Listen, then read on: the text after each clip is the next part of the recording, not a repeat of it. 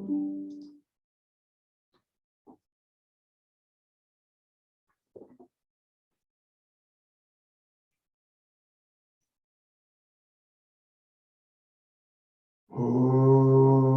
Sthapakaya cha dharmasya Sarvadharmaswarupine Avatara Varishtaya Ramakrishnaya Te Namaha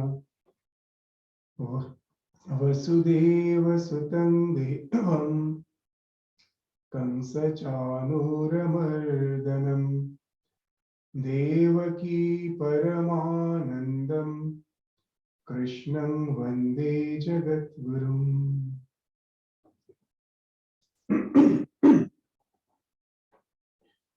So in the last class, we were studying the 42nd, 43rd, and the 44th sloka of the second chapter of Bhagavad Gita. We will have a very quick recapitulation of these slokas, where we find that the selfish action motivated by a desire for enjoyment of happiness, as has been described in the Karma Kanda of the Vedas, has been condemned. So, what are the slokas? Yamimam pushpitam vacham pravadantya vipaschitah veda vada rataha partha nanyat asti iti vadinah kamatmanam swargaparam janma karma falapradam kriya vishesha bahulam bhogaishwarya gatim prati Bhogaishwarya prasaktanam tayaparita chetasam vyavasayatmika buddhi samadhu na vidhiyate. So we will start with the 44th sloka, the last sloka, and then we will proceed to the 42nd and the 43rd to have a continuation of the idea that how the three slokas is actually speaking of a particular type of concept as per the Karma Kanda of the Vedas and concept. So the 44th sloka, Bhogeshwarya Prasaktana Taya Aparita Chetasam Vyavasayatmika Buddhi Samadho Na Vidhiyate. So no resolute and unwavering thought is formed in the minds. It's Vyavasayatmika Buddhi and Samadho. These both are negated.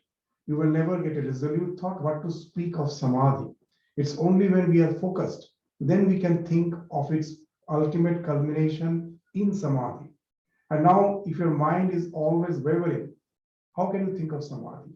So these two, this Samadhi and Vyavasayatmika Buddhi is not possible. For whom? For those who are extremely attached, inordinately attached to Bhoga and Aishwarya. The pleasure and the Aishwarya speaks of wealth, of power. So for the pleasure, we need wealth and power. It's this wealth and power in turn results in Bhoga. So for the Bhoga, I need the wealth, the power. And I'm so attached to this that my mind is always wavering. I need wealth, I need power, I need position in life. Why? Because with that, I enjoy the life. And that is constantly breaking my mind into thousands of thoughts. That's why my chitta is aparita. It has been as if stolen away. Aparita means to steal. All my thoughts, my heart has been stolen away by these thousands of thoughts. And how it happens, how it is accelerated. Now we go back to the 42nd sloka. Yamimam pushpitam vacham pravadanti avipaschitah veda vada rataha partha nanyat asti iti vadina. So there are people who will be speaking flowery words, pushpitam vacha, the flowery words. They're the unwise ones. What this we speak of, they have a very myopic vision, short-sighted vision. Yes, with the actions we do get result, but is that result going to stay forever? That immediate, what you say, the results which follows from the actions makes us so much infatuated that we get totally narrowed down, our vision gets totally narrowed down with what we have achieved for the time being. And we think we are on the top of the world. We forget that this is something which is very, very transitory, momentary. It will go away. Nothing will last. And I will be just a wreck after some time. I will find that all the things which I thought is going to be with me forever is gone. So that speaks of short-sightedness. So that's why it is avipaschita, the word avipaschita. Those who are unwise, those who have very myopic, short-sighted vision, they do not see the far-fetched goals. So they speak all these flowery words. And with this, they're constantly fooling the world. They're fooling themselves, they're fooling the world. And it is very easy to fool others when you yourself and we ourselves have lost the vision of the truth, and we also are being disturbed by thousands of desires. Now we fall easy prey of all those flowery words, the word of advertisement. That's what we find. So that's what the Karmakanda of the Vedas speaks of. Veda Vada Rata Partha Nanyat Asti Iti Vadina. This is the be all and end all of existence. With your endeavor, develop some skills, have some academic qualification, have some skills, and you enjoy the world. Know the way to run a business, in the corporate world, and that's the be all and end all. Beyond that, there is nothing. That's what Nanyat Asti Iti Vadina. And most of us get hoodwinked by this type of philosophy, this idea. And then the 43rd sloka, what is speaking? Kamatmanam Swargapara Janma Karma Phala Pradam Kriya Vishesha Bahulam Bhoveshwarya Gatim Prati. Now, that type of belief now determines our way of life. That it is full of desires, and we look upon heaven. That heaven need not be after death, even here in this life. A good standard of living that is as equivalent to the heaven. So that's the goal of life. All my desires is meant for that, because that's the be all and end all of my existence. Kamatmana Swargapara Janma Karma Phala Prada. That with all my good qualities, good qualifications, I will enjoy this life. And again, I will be born in some rich family in the next life to continue with my enjoyment in this world. Those who believe, as a Hindus, we believe in this reincarnation. So with all these good qualities, again, I'm going to get a good birth and I will enjoy. And that's the be all and end all of existence. Nothing beyond that. Even if some heaven is there, there I exist with my individual identity to enjoy the results of my actions. So that results in Kriya Vishesha Bhavana. I can never sit quietly, one after the other. Some engagement I need. Constantly we need some engagement. And with that engagement, we keep our busy. Why? There's thousands of desires are lurking in my mind. Nothing can just make us just sit quietly. So we are always in the doing mode, not in the being mode. These are the words which we use nowadays. We are constantly doing this Kriya Vishesha Bhavana. We're in the doing mode, not in the being mode. So entire spirituality is actually to transform our life from this doing mode to the being mode. Just be. In the present world, we find that as we don't, the majority doesn't believe in God. So we find that the world of spirituality has its own way to accommodate with the existing way of living. So they come down. Okay, you don't believe in God? Well, but won't you agree that to be in the present entails happiness? So just see, the language has changed. Be in the present. Previously used to say that resign everything. The once you have a sense of surrender, you are bound to be in the present. That what is going to happen in the future, I'm not thinking. I've resigned. Whatever I have done, for that I'm not thinking. God is taking care of me. Whatever I have done, good or bad, I have now resigned myself to the divine. So past, I did not bother about. Future, I did not bother about. Because He is one who is holding me. The idea was, again, to be at peace with yourself. That being, to be in the being mode. And when you say, I don't believe in God, but after all, we may believe in God or we may not believe in God. But is there a single fool in this world who say, I don't want happiness? So if there is a common goal for the entire humanity, is happiness. And that's why we say Buddha was the most rational avatars among all the spiritual teachers.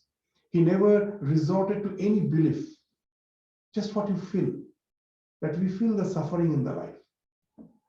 That's why the first Arya Satya was, there is dukkha, the sense of dissatisfaction. And what's the cause? Tanha, the second Arya Satya, the second noble truth. What's that? The tanha, our desire to cling to the things of the world which is constantly flowing. You cannot cling to the thing which is flowing. That is the cause of dukkha. Then is it a statement of fact? Is there no way out? That we are being born with that desire to cling to the things which are flowing, and so we are bound to suffer? Is that the be-all and end-all of our existence? The third speaks of the hope. No, there's a way out. It's just a disease. When you go to the doctor and say, is this disease having a cure? Is it, or I have to stay with it? The doctor gives the hope. No, there is a cure. The third Arya Satya is that there is a way out. And the fourth is the prescription, that the Ashtamarga is speaking of. But again, if you go through that elaborate Ashtamarga, it speaks of to be with yourself at peace, being, not in doing mode. That speaks of the Kriya Vishesha Bahula. That's constantly tormenting us.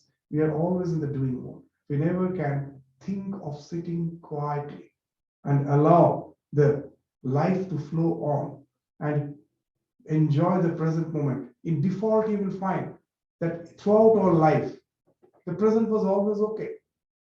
There was, as such, nothing to concern me when I'm at present. All my concerns and worries are always with the future. I never enjoy the present, where by default, I as such have no such anxiety, no reason for anxiety or tension. But I just invite all those thoughts and imaginations to rule over me and unnecessarily go on bothering. I think what will happen to me after a few years, and when I have reached that state, I feel everything is okay. The life still goes on. That it, of course, has its own periods of anxieties and tensions. But what we do when it has passed, we just go on brooding over it, or again go on anticipating. We are never at present, at the being mode. And that's all these anxieties results in Kriya, Vishesha Bahula.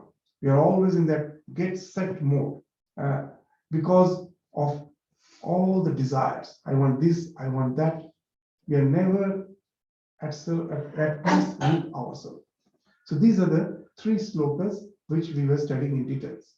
Now, the next sloka, which we started in the previous class, which we will deal with elaborately in this class. It speaks of the limitation of the karma kanda from the psychological point of view and what's the way out. So let us go to that sloka and we will try to discuss on it. Traigunya Vishaya Veda Nistraigunya Bhavarjuna Nirdvando Nitya Satyastho Niryoga Kshema Atmava. Traigunya Vishaya Veda. The entire Veda deals with the three gunas. Three guna, Traigunya Vishaya. The Vishaya, the subject matter. Vishaya means the subject matter of all the Vedas is three guna. The three gunas. Sattva, Raja, Tama. We will try to understand what it really means. It's for us, we are so familiar with these words of the scriptures. We repeat without trying to understand what it means. If I now say that what it means, that the entire Veda is nothing but the three gunas, for most of us, it will make no sense. But what it is speaking of, the Sattva, Raja, Tama, these are the three gunas, which what speaks of the entire Vedas. We will come to the discussion. And now he's saying, Arjuna, that this is the beauty of the Hindu religion. What's the beauty? That all religions say the scripture is the ultimate. Just have believe in the words of the scripture and lead your life as per the belief. Here we find again and again, it's being asked, the scriptures are there. Following the scripture, there is a type of dharma you are following. That's not bad. But you have to transcend that. In the words of Swami Vivekananda, it is good to be born in a church. It is horrible to die there. By church, he doesn't mean a particular denomination. Any religious organization, be it a Hindu or a Muslim or a Christian or any denomination. The church means that organized religion.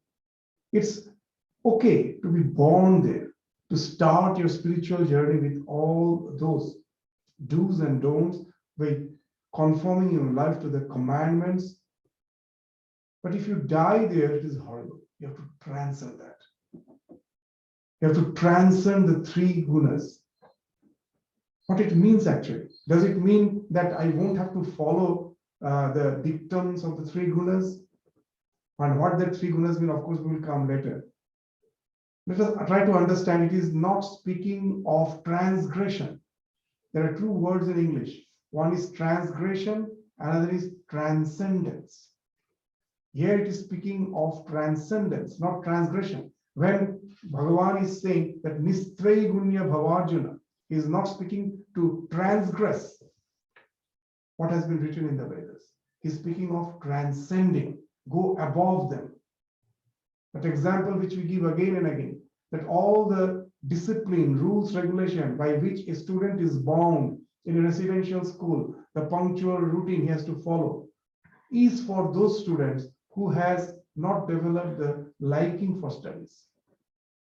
The one who has developed the liking for studies, it's not that he's not following the routine, but that even if the routine is not there, he will continue with his studies. That routine in no way is going to affect his academic progress. So that's what has happened, that his liking for the study has enabled him to transcend the routine, transcend the punctual routine, but not transgress. He's not transgressing. So that even if the rules are there or not, he has developed that liking for the studies. He will continue with that. The rules as such have no meaning in his life. So here also when Bhagavan is saying that Nistray Gunya Bhavarjan is not saying in the sense of transgressing. And here, because of the shallow understanding, we will find we are hoodwinked by so many so-called self-styled spiritual gurus who say that don't imitate me, don't follow me, that what I am doing. Because I have transcended the three gunas. In the life of Sri Ramakrishna, we find there was one sadhu staying nearby at Dakshineshwar. And he got involved in some unethical actions. Ramakrishna one day met him and reprimanded him. You are a sadhu. You have renounced your home to live a very pure life. How come you are getting involved in all those things? And the sadhu replied that Jagat to teen kaal mein hai nahi. This world is not there. It was not there in the past. It is not there in the present. Which is not going to be the future. It's just a mere superimposition of that absolute reality. So he's speaking of the profound truth. Jagat teen kaal mein hai nahi. Then is my acts, then all these unethical things which you are speaking of, are they true? The world is not true. They are also not true. Ramakrishna immediately got enraged. He told, I spit on your Vedanta. If this is what is your understanding of your Vedanta, I spit on it. So this is the shallow understanding that jagat to teen kaal mein hai hi nahi. To understand that, first you have to be equipoised, go to a state of realization. It's not simply mere words, it has to be realized. And when you realize that, you're already the way of life which has already been purified by a restrained way of living. That has become your spontaneous, a habitual way of life. Now, how can you think of transgressing that? It cannot be that, because that is the habitual way of life. So there is no question of transgression. So if you have already realized it has happened when your present state of existence or Vyavasayatmika existence has already been converted into Vyavasayatmika, you are now a man of resolute focus. That takes you to the realization. When you come back, your mind has already been purified. You have already been transformed.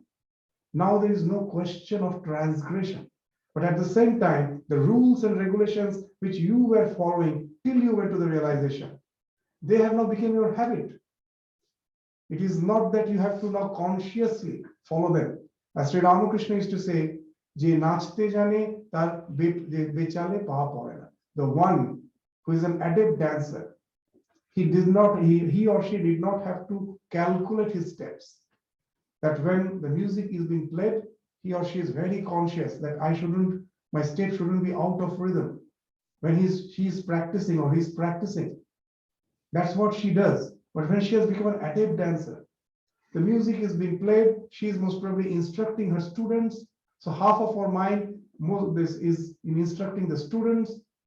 But with the least amount of focus on the music, her steps are just following in the rhythm, because that has become spontaneous. So it is not that she needs the music to hear to that music to always be in rhythm. It has reached spontaneity that even if the music is not there, she will not be beyond the rhythm. Even in music, it happens. When we just learn, that a harmonium is required to tune your voice with the exact tune which you are playing. Once you have become an adept, even without the harmonium, you will find that your voice is not going beyond the tune or the scale in which you're supposed to sing, because you have become an adept singer. So the same thing here happens when you have already been established in the religion. Your total character has been overhauled, transformed. So there is no question of transgression. So these are the things which we should be very, very aware of. Otherwise, we also will be hoodwinked.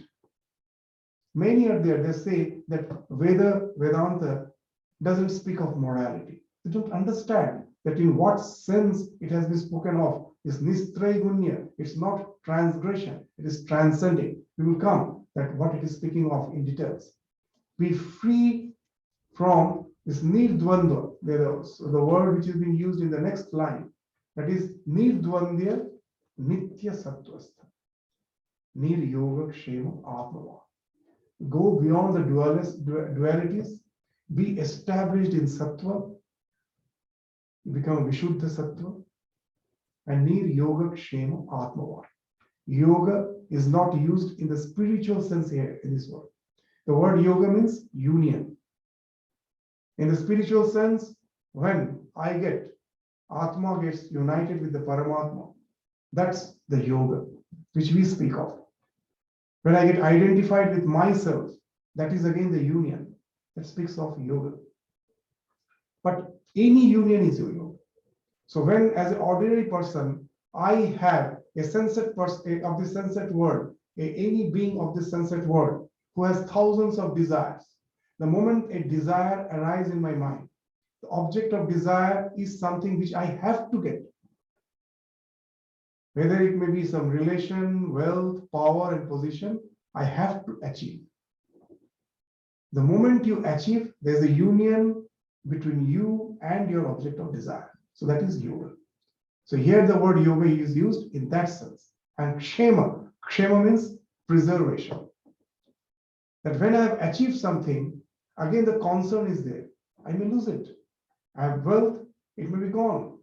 The prestige, the power, the position, it may be gone. It may all be I may lose everything, my relations, the one whom I love. The relations may break off. Someone may die. Anything may happen. So then again, our next one, first endeavor is to get the object of desire, and the second to preserve the object of desire. So this means yoga kshema. So in our worldly sense, all our endeavors are motivated by yoga and kshema. So here Bhagavan is saying the moment you get established in yourself, you go beyond the three gunas, you go beyond the dualities, and what you say that all your attempt, all your desires motivated by attain something and to preserve something, that is simply let go of that falls off. So what now this sloka actually means? Though we have an inkling of it, let us try to understand from the psychological point of view what this three guna means. We ourselves generally don't have a very clear idea of the three guna. We say that the world is nothing but three guna. What is that? Sattva means equanimity, rajas means activity, tamas means inertia. Activity, inertia, and sattva means equanimity, tranquility, balance. So if you say the world is nothing but activity, inertia, and the balance between the two, yes, from the physical point of view, it do make a sense. The world that anything is either in a state of rest or in a state of motion.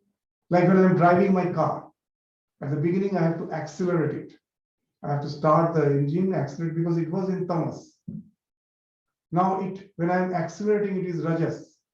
After it has gathered the speed, now I leave I don't press the accelerator, neither I press the brake. The car is moving in its own speed. It has gathered the speed, and now it is as if in a balanced state. Neither it is in tamas state, nor I have to exert. It is moving without acceleration, without my leg in the accelerator. Because of the friction, gradually it will slow down. But for some time, the balance is there. That is equanimity. The earth is moving around the sun for ages. Again, that speaks of the balance, equanimity. That it was projected out of the sun. All the planets came of the sun in such a speed that now that we got at a distance in such a way that the gravitation is neither pulling it back to the sun, nor the earth was projected with a speed which enabled it to just go out of its gravitational field. It is just revolving, and as there is no friction, it goes on revolving for ages, as if that is also in a state of sattva. No, it is not in tamas state, nor it is really doing something to move. It's going on. So with this physical idea, we can say the entire world is nothing but sattva, rajatama. In that physical sense, it's true. Now, when you say the Vedas are nothing but the sattva, rajatama. Now again we will start. Yes, the world is that physically it is sattva, rajatama. Physically we understand. When I say the Vedas are nothing but the three guna vishaya, but to relate this idea with this physical way of understanding, it will make it difficult. So we have to take the idea of sattva, rajatama from the psychological point of view to understand. In short, let us try to understand what it speaks of. That when we are born, as Swami Vivekananda in one of his lectures is indicating, we are not born with a vacant mind.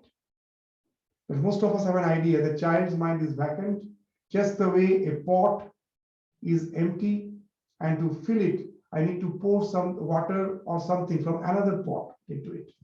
So the child's mind is like an empty pot, and our minds are having lots of information that has to be poured in the child's mind. So that's a very crude way of understanding. It's not the fact. The child's mind is not an empty pot. It is filled with all the informations. It has to be stimulated by the external stimuli. And then the lot of, for the child's mind, it's a real hodgepodge there. So many, constantly learning and unlearning is going on.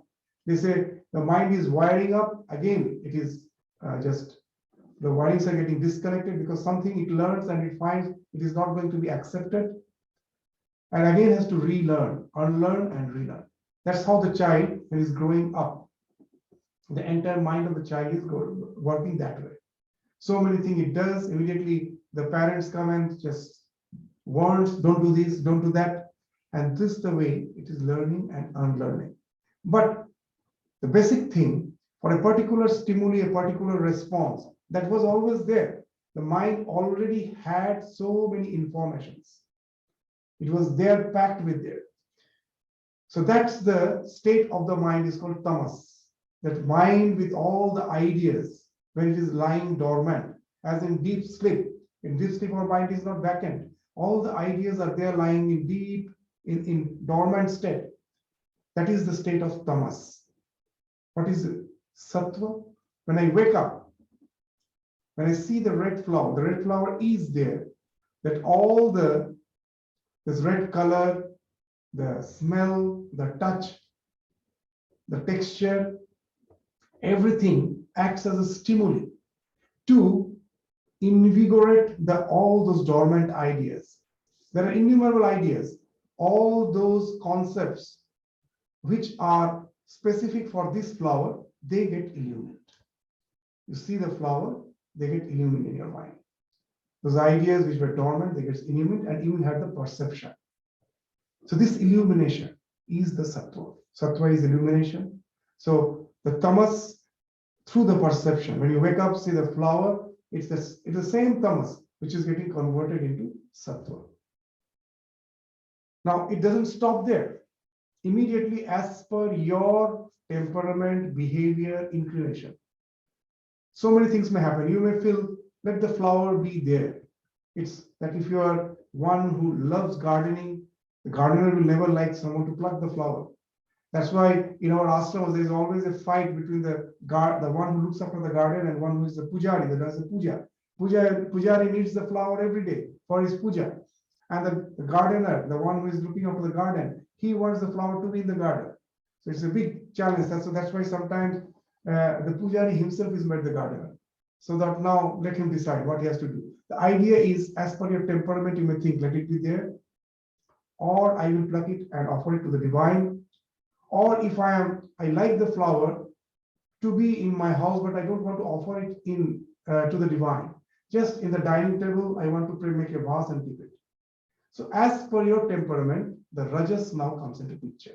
Once the flower has been illuminated, which was in your mind, it is not something outside. The outside is just a stimuli. Your mind has been activated with the idea of the flower.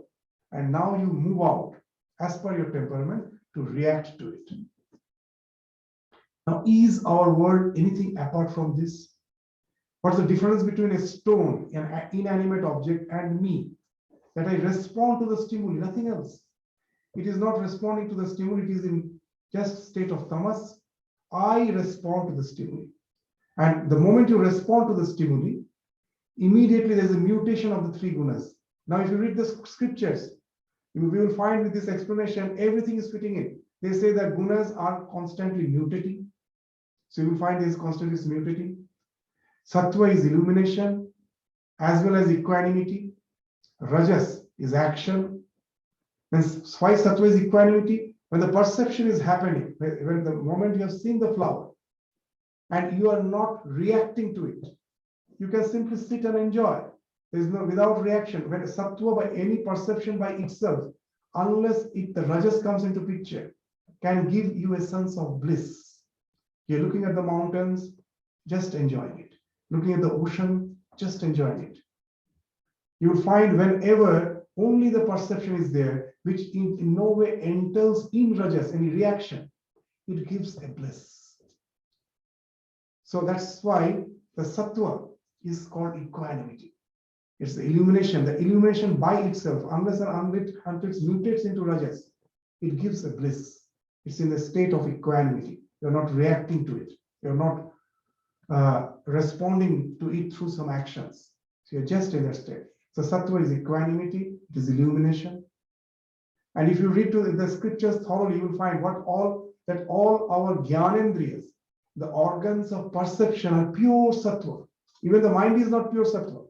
organs of perception. Like with the eyes, can you do any action? No, you can just see. Perception, that's why it's pure sattva. With your ears, can you do any action? No, that's pure sattva. So when you are tasting, that's the same tongue I am using for speaking. But as per the taste is concerned, again, it's pure sattva. It cannot do any action.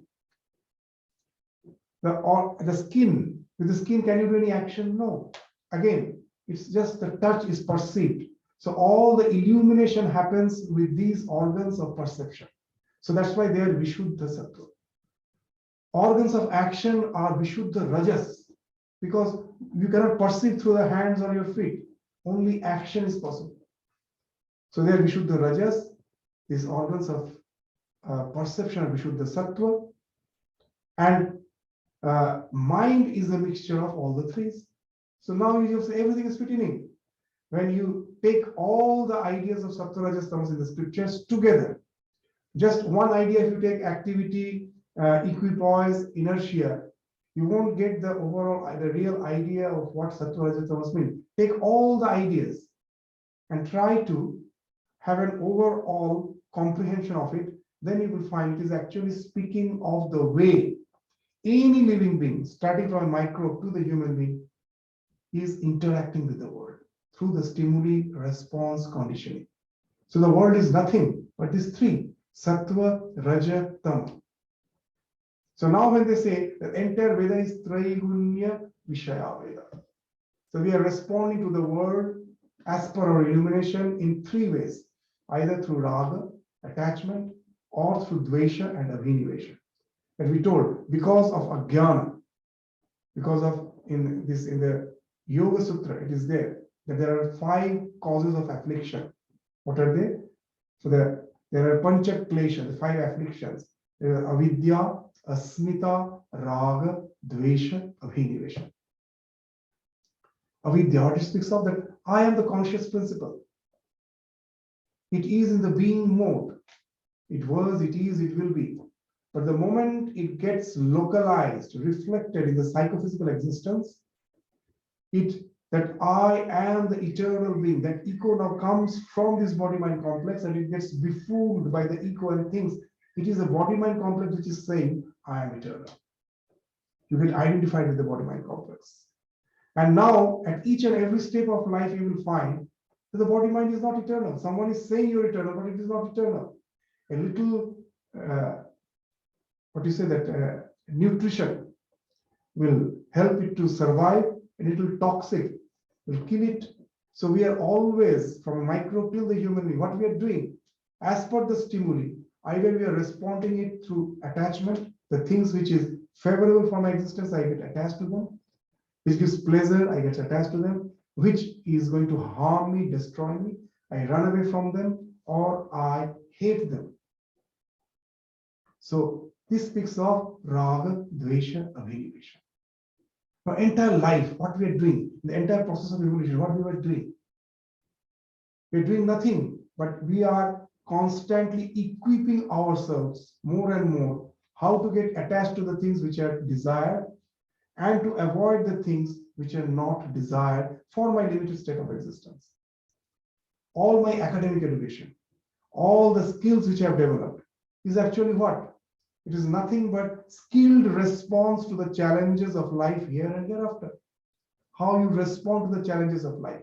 That why should I go through that process of education? Because I am developing the skill to respond to the challenges of life. What are the challenges? That I have to procure food to sustain myself.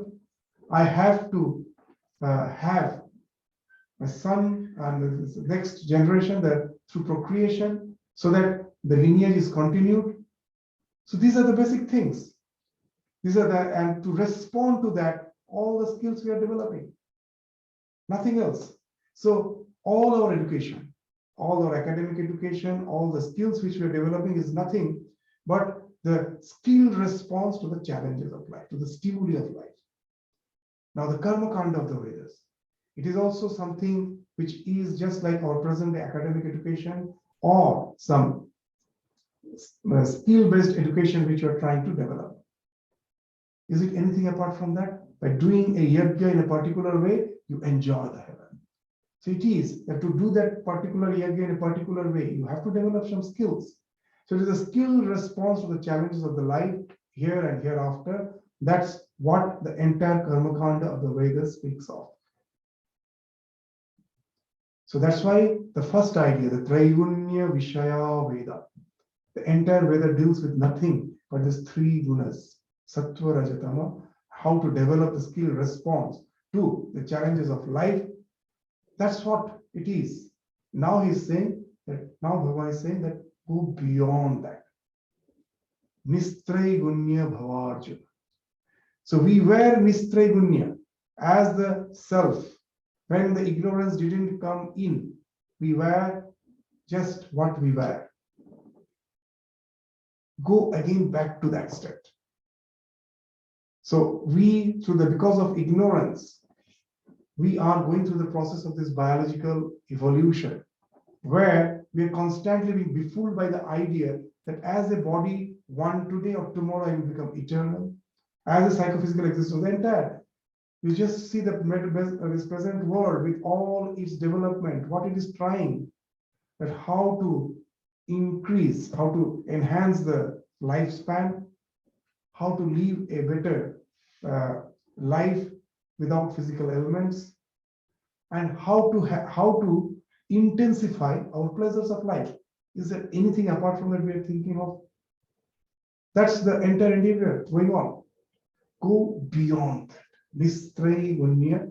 Again, because of ignorance, all this has started. It's quite okay as long as we are in the ignorance. So it is entire, now how to go beyond that. Again, to get established in the being mode, to go beyond the doing mode. So that's the thing which is being indicated by the word Nistraigunya Bhavarjuna. So the entire creation is a constant mutation of the three gunas. As the creation, for a stone, there is no creation, it doesn't know. It is not aware of its own existence, neither it is aware of the entire world. For a stone, the creation is not there. Why a stone exists? Because eyesight is existing. The stone itself doesn't know. Even the sun doesn't know, most probably. It doesn't know it exists. It is I who say the sun exists. It is in my certificate that gives existence to the sun. So all the question of Vedas, Vedanta, everything comes when life comes into being. Now the intercreation is there. What is there when I am not there? No one can say. There's a very interesting conversation between Einstein and Rabindranath Tagore. Rabindranath Tagore, being from this Vedas background, he had the idea that as long as we perceive the world is, if I'm not perceiving, the world is not. So even Einstein was baffled with that type of idea. He pointed to a statue and said, if I am not here, you are not here, no one is observing it, doesn't it still exist? Rabindranath said no. And this is the thing which baffled me, but in the modern science, they do say, as long as there is an observer, the probability collapses into reality. Then the reality comes into existence. Without any observation, no creation is there. Just to give an example, when I say a flower is red, that redness is produced by my mind. The flower itself is not red. All the attributes with which I describe the flower, that is red, it has a nice smell, it has such a smooth texture. All these attributes only explain the flower. And all those attributes are something which is projected by the mind. That even in the product, from the modern neurological point of view, they will agree. Now, what actually is there, that flower? I am describing it with all the attributes which are the projection of the mind. But what actually is there? No one can say. So, there Vedanta asserts that existence is the only thing that is there. All other things are attributes. Now you understand that it exists. It is, if the red flower was not there, then you would have been a mere imagination. There is a subtle difference between Buddhism and Vedanta. Buddhism says the entire world is this subjective idealism. It's mere imagination. Vedanta says, no, it's not mere imagination. Something is there, but I can never know it. Because the moment I try to know it with my senses, it is the senses which is projecting the color, the sight, the scent, and enveloping it to give me a sensation that these attributes belong to that. But they're all projection of the mind. But can you deny that something is there? Something is there. It is not nothing. On which is not mere pure imagination. In Sanskrit, these words are important. Alika and asatya. It is not alika. It is not pure imagination. But it is asatya. It is not the way you are seeing. It is maya. The word maya means, ya means yatha yatha. As it is. Ma is the negation. It is not what you see. That is something, but it is not what you see. So this entire the stimuli response conditioning comes from the maya. The moment I now respond to it, either through raga, dvesha, abhinivesha, and then all the skilled responses I develop, that speaks of all my knowledge. P nistraigunya. Why nistraigunya? As a human being, we have that capacity to go to that realization that it is because of ignorance the entire evolution has happened. I am already that what I'm searching for. That as they give the example of the deer with the mask on its navel, running around to find the source of that fragrance, wonderful fragrance. In the process, sometimes it gets exhausted and it dies. Because out of ignorance, it doesn't know the fragrance, the source of fragrance is in him, in his body, in itself. So similarly, we are in search of that eternal existence which is already within me. The core of my being is already that. By hearing the echo coming from the body-mind complex, I was befooled and was trying to search the eternity in something which is not eternal. And that resulted in the entire evolution. Come out of it. There is no need for this chase after this hallucination. You are just chasing something which you have hallucinated. Can you ever get it? If I hallucinate something and just try to get it, chase after it, you can never. So we are chasing after a hallucination. Stop it. Be in the being mode. Go back, suggest to be in the being mode by stopping to continue in the doing mode is to become nistraigunya. But again, there is a doubt. What's the doubt? That am I to become something like a stone or something like a veggie which doesn't respond? If you take a cabbage and just insert a knife to it, it doesn't react. Though it's life, but still it is in a very, very basic, basic form of life. Though it reacts in different ways, but not to the knife. It may be reacting to the microbes by trying to just save itself from decay. So we find that it will be a cabbage, though it decays, for some time it will be okay, fresh. After that, so it is fighting. Some response is there, but outwardly when I put a knife, there is no reaction. So am I to regress back to become like a stone or like a veggie when it has been spoken of as nistraigunya? So no, I have to stop the mutation of the three gunas. What's the cause of my suffering? My reactions are the cause of the suffering. The world is as it is. The moment I react, the way I react, that causes the suffering. You will find when Brahma created this world, with our Purana stories are also very interesting. Shiva was not satisfied. He saw everywhere death, disease, decay. He went and questioned Brahma that your creation is imperfect. What the creation you have done? And Brahma's reply was something which is significant, which made Shiva to go into deep meditation. The reply, what's the reply? The creation is not imperfect. Creation is as it is. How you react to that creation, that gives you a sense of imperfection. It is the reaction. And that thing immediately, Shiva recognized that, he immediately realized. And that made him go into deep meditation. In the deep meditation, when he went beyond the mind, the creation as if vanished. Nothing was there. You go beyond your mind. There's no question of interacting with the senses. So that ultimate realization, two things happen. You are beyond all the perceptions. You've gone beyond the perceptions. Sattva is also not there. But if the perceptions are not there at present, I think that I am no more there.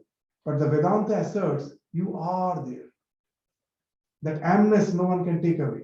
And that amness, you realize, is non-local. As you will find that when Naren for the first time went to Nirvikalpa Samadhi, he's coming back. The first words he shouted was, "Where is my hand? Where is my feet?" He is still there. He is aware of his amness, but it has somehow become non-local. It's not only Narendranath. If you in Buddhism, if you read the life of Buddha, there also, when he went to the realization, he felt his head is touching the Himalayas, his feet is touching the ocean, his hands are spreading out to just what you say, that envelop the entire creation. It again gives a sense of non-locality. The amness becomes non-local and the world vanishes. And so that's the thing here, that you're still there. You're still that amness, but it has become non-local. So you go to that realization. So through this, we established in what? That's in Sattva. Why it is Sattva? The Sattva speaks of illumination. You're still having that illumination, that of your amness. But that amness has nothing to react to. The entire creation has as if fallen off. Because you realize when you go to that realization that it is you alone who is being projected as the universe. By coming through the mind and senses. The pure amness, when percolates through the mind and senses and tries to just find out what is there, sees this creation. So go and stay in that state. That's the idea of it by saying Nitya Sattvastha. The Nitya Sattvastha is very important. That I am not to become something like a veggie. When we say that you become Nistraya Gunya, am I to regress and become like a stone or a veggie which doesn't react? No. So spirituality is not anesthesia. It's not that I don't respond to the stimuli by becoming inert. I actually become highly alert, but detached. Knowing my real nature, I don't react to it.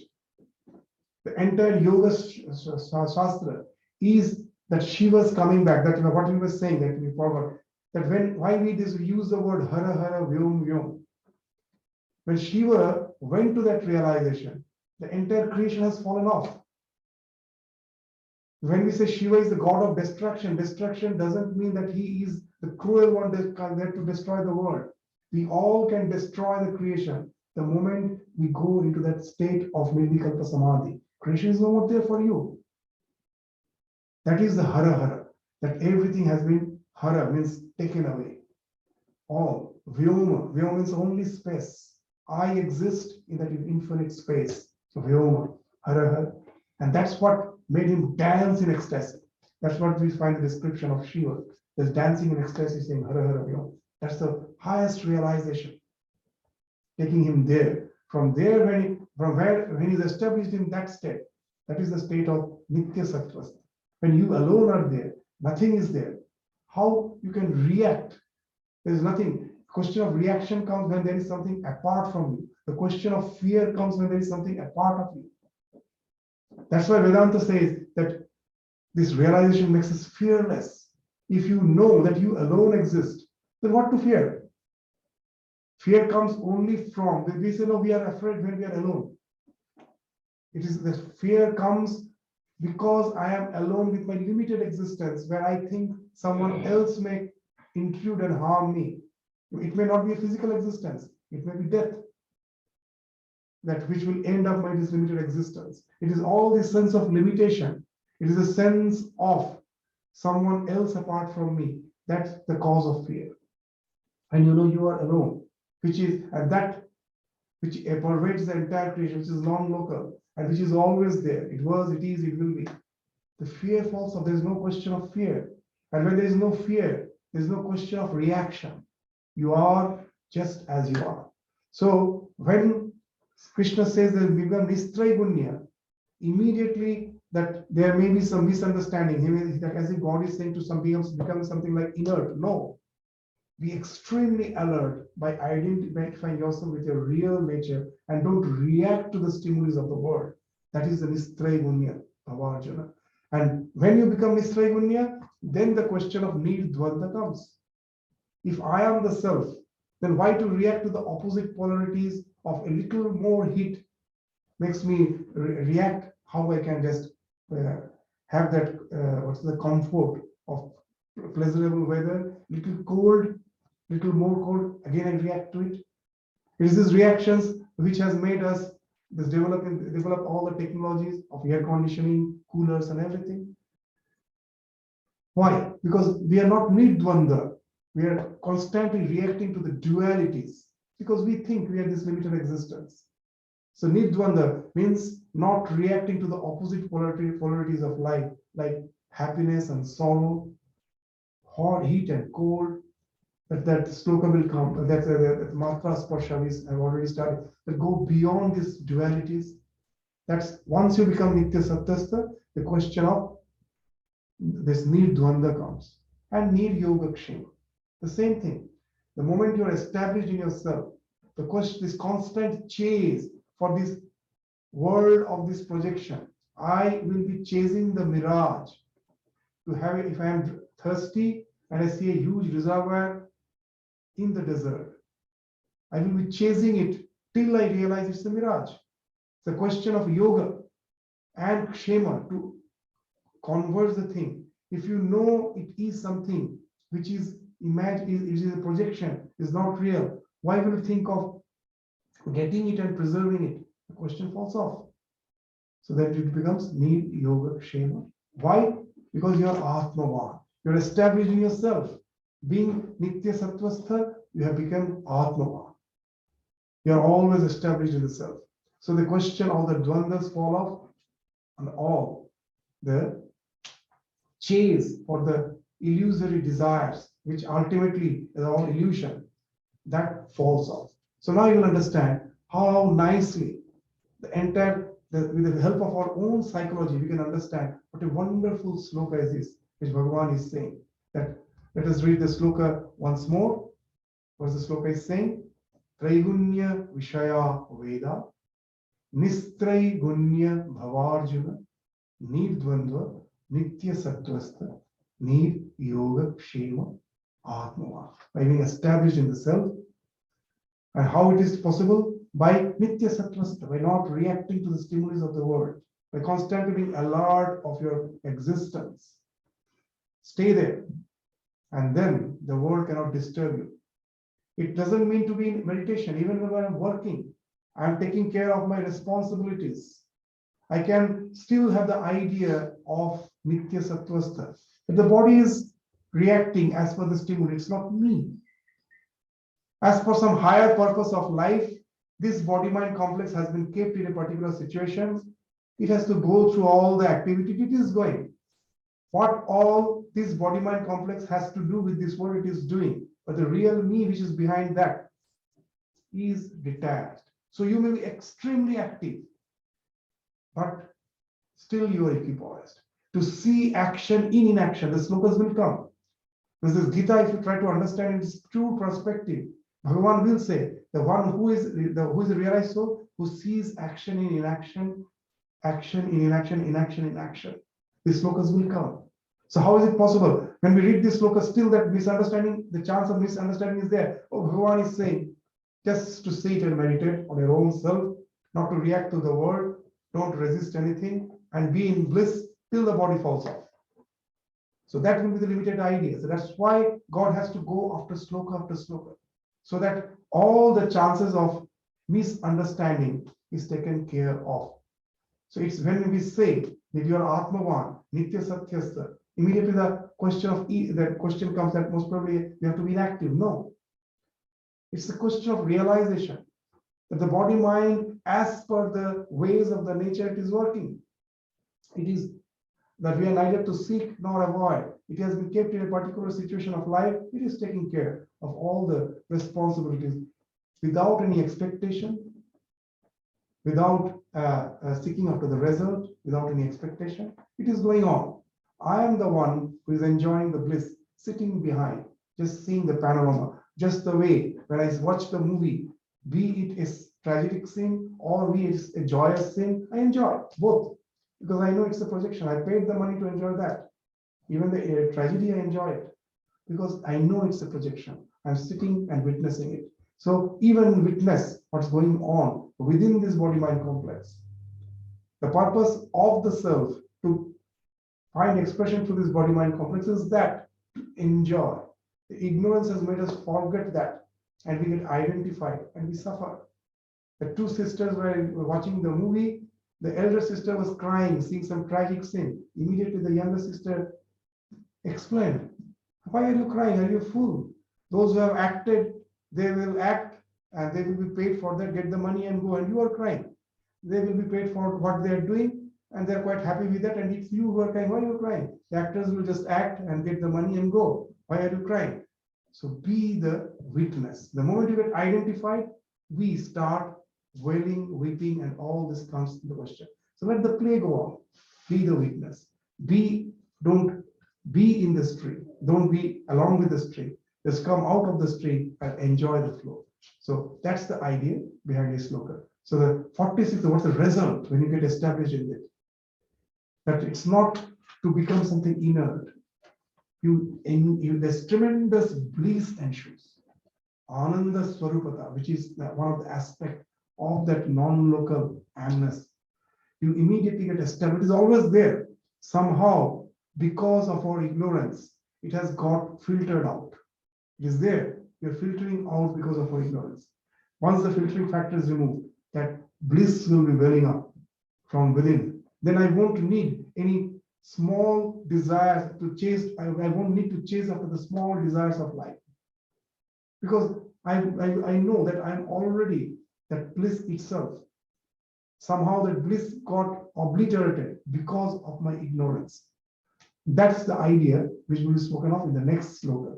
So this sloka, and if you understand the sloka in the proper perspective, there is no chance of getting the wrong notions that scriptures, anywhere you will find that the Vedanta speaks of regression as if going back to the state of stone. No, it speaks of illumination from where you are externally, it's been appearing like inert, but inwardly you're in tremendous bliss. That's why Swamiji always used to say, opposite poles look alike. You cannot see the ultraviolet light, you cannot see the infrared light. But the infrared light is too weak. I cannot see my vision, cannot see the infrared, but I cannot see the ultraviolet. The ultraviolet can burn my skin. I cannot see it. It's the cause of the skin cancer. I cannot see it. Infrared light is also same. I cannot see it. But are they same? One is is above my vision. This is also below my vision. So both are invisible. I cannot hear very low frequency sound. Less than 20 hertz I cannot hear. I cannot hear supersonic sound, which is above 20,000 hertz. Again, the same thing, that I cannot hear it. But if a supersonic plane is not supposed to go over any residential area, because you won't hear any sound, but suddenly you will find all your glass windows are vibrating, they may even break, your glass may break. So it's so intense sound that it will even make the glass and everything vibrate, but you don't hear anything. So these extreme poles always look alike. This also I cannot hear, that also I cannot hear. But there's an extreme pole. Similarly, here, when one person is spiritually illumined, he may look like an inert object, but he's just the opposite pole. He's enjoying the tremendous bliss. That will be indicated again in the next sloka. So we will take up that sloka again in the next class. So thank you all. Namaskar.